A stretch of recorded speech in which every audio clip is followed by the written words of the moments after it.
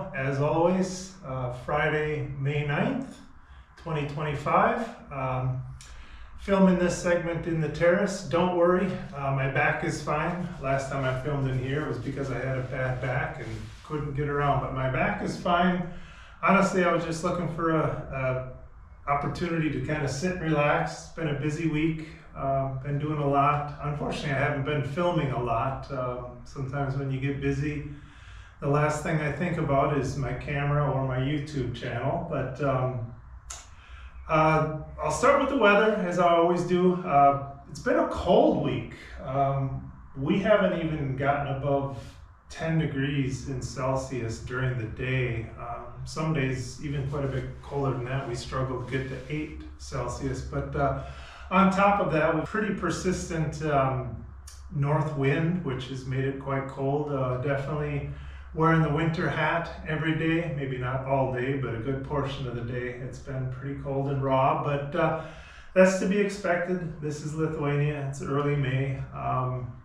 It's all par for the course. We did have some really warm weather in the past, so can't complain too much. Not a lot of rain. We did have a little bit of rain, I think, earlier this week or late last week. I've been doing some watering. You can see I got my checklist here. I want to give you guys an update on everything. But it's supposed to warm up next week. Again, not necessarily complaining about the weather, but that's a good segue to the garden. We've had in the mornings, every morning, at least frost, and some mornings a hard freeze. And that's been a little bit of a challenge to deal with. We've got some things like asparagus and, our peas are up, and, some things that really aren't going to put up with frost or worse yet, a cold freeze. So we've been covering that stuff up. We covered up our strawberries, quite a few flowers, etc. in there. We did lose some things, which is what happens. That's all part of gardening. When you get that late spring frost, we lost a few asparagus, and our magnolia tree, which had a bunch of flowers on it, really doesn't look very good, but hopefully it'll come back.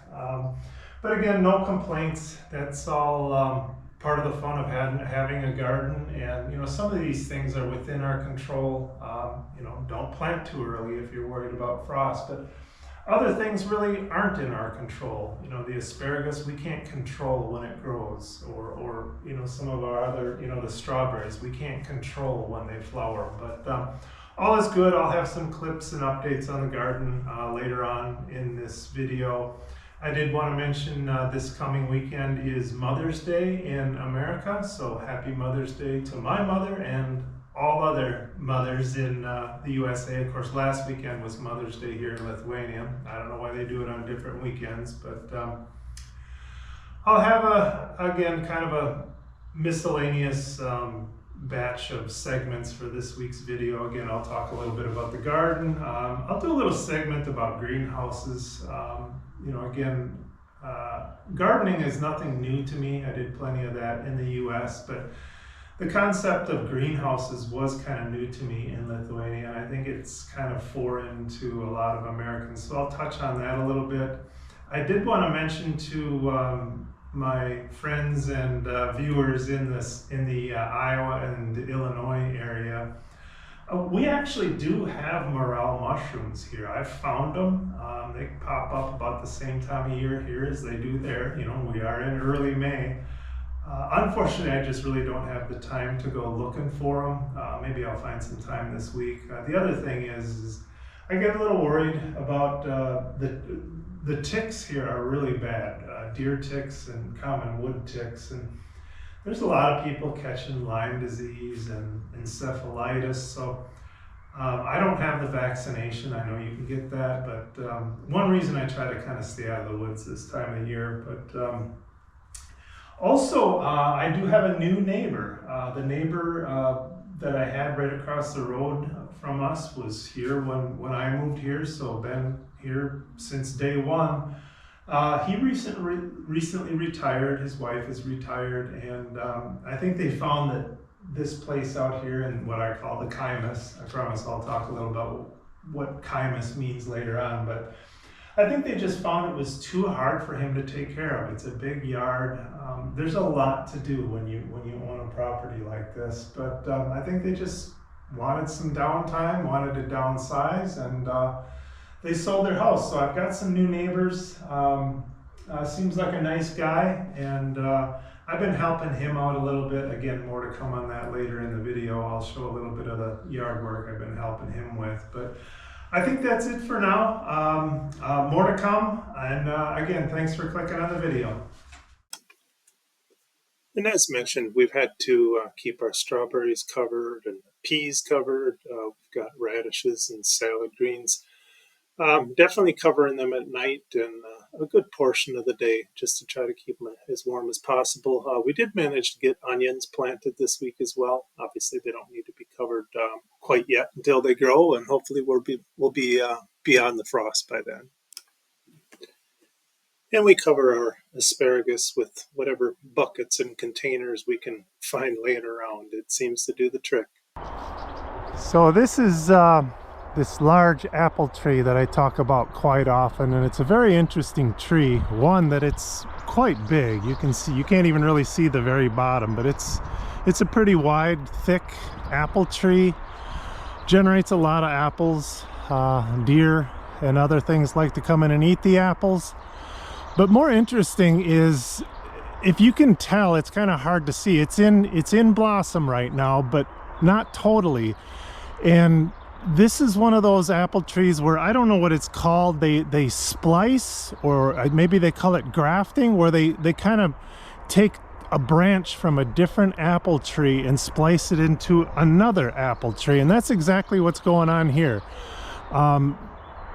This branch here, you can see is fully in blossom, but you can see another branch here that's not.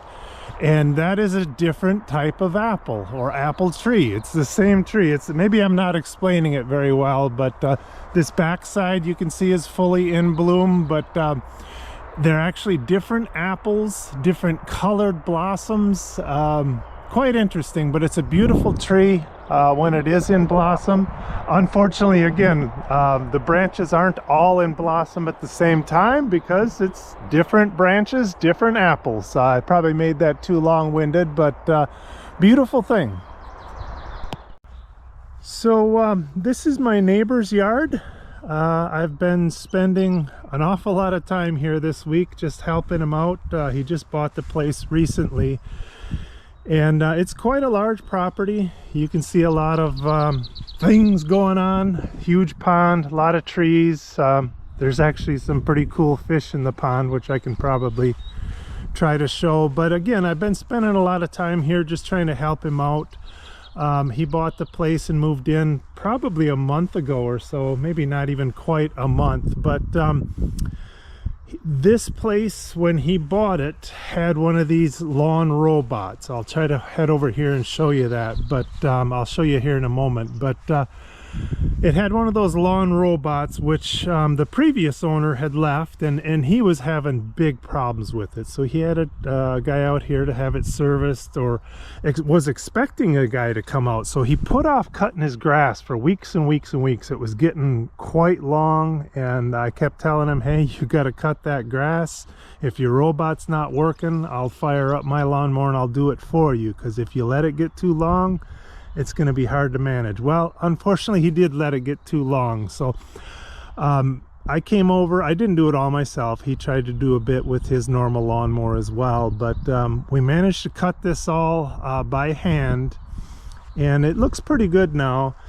He did finally get the guy from the robot company to come out and take a look at the robot. And it's still, I think, having problems.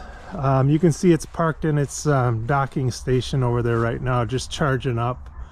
But you can see these little tracks, or maybe you can't see them. It's doing an okay job when it's going, but it just constantly keeps hanging up on things. It gets stuck in little ruts. It gets stuck on you know, the brick surroundings that go around things. It's just constantly getting stuck.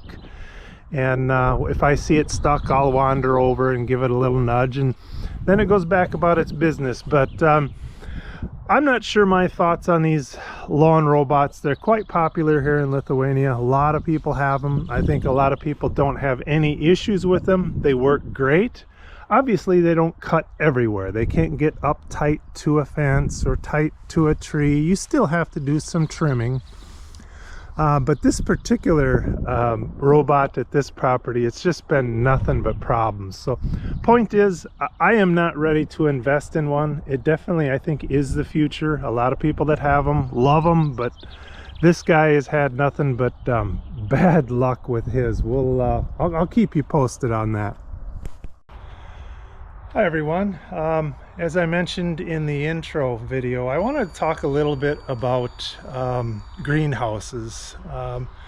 Gardening, sorry about the echo, I'm going to step inside a little bit, but gardening is nothing new to me. I did plenty of that in the States before I moved to Lithuania. And by the way, in the background, you'll hear this little stick making a vibrating noise. It's trying to keep the moles out of the greenhouse. But anyhow, back to what I was saying. Was very familiar with gardening when I moved here, but I really wasn't so much familiar with the concept of having a greenhouse. You know, obviously I knew what a greenhouse was and why it was used, and they do have them in the States, but generally people don't have them in their yard, at least as far as I knew. And here in Lithuania, pretty much anybody that has room for a greenhouse, especially out here outside the city, has one. And really, you know, obviously, I think you guys know this, the advantage of having a greenhouse, the main advantage is it stays warmer than outside, and it certainly does that. You know, especially if the sun is out. For example, you know, it could be just above freezing outside, but if the sun is out, it gets quite warm in here. I mean, really warm, like in Fahrenheit, you know, 60, 70 degrees. In Celsius, you know, around 15 to 20, but and it does bottle in that heat great. So that's one advantage. Your plants early in the spring are going to grow a lot quicker. They've got that, you know, nice warm temperature. The dirt warms up quicker, but it doesn't really hold the heat that long. So when we get, you know, a cold night and it gets dark, by morning, if it's, let's say, -2 in Celsius outside, it might be, you know, +1 or +2 inside. It doesn't hold the heat for very long. There's not a lot of difference between the outside temperature and the inside temperature on a cold night, but it's enough, just a few degrees to keep things from freezing or getting damaged with the frost. The other thing is, the roof and the walls itself, you know, it just kind of protects from the frost settling on the plants. You can see we don't have anything planted in here other than just some random cilantro and some salads that happen to grow just from last year. We're going to have, this place will be full of tomatoes and peppers. We've got a couple in here still in the pots, but it'll be full here probably within a week. But back what I was saying about, you know, it does protect from the frost settling. But the other thing that really helps is again, the wind, especially some of these things when the tomatoes start to get really tall. They really don't like to be whipped around by that wind. And this helps protect from that. Now, obviously, there's drawbacks. When we get to the middle of the summer, really some hot weather, it can get really hot in here.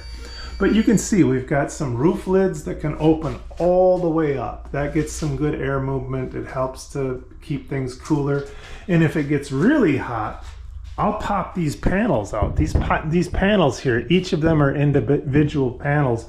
I can pop them out really easily and quickly. And you just got to be careful if there's a big wind or a storm coming.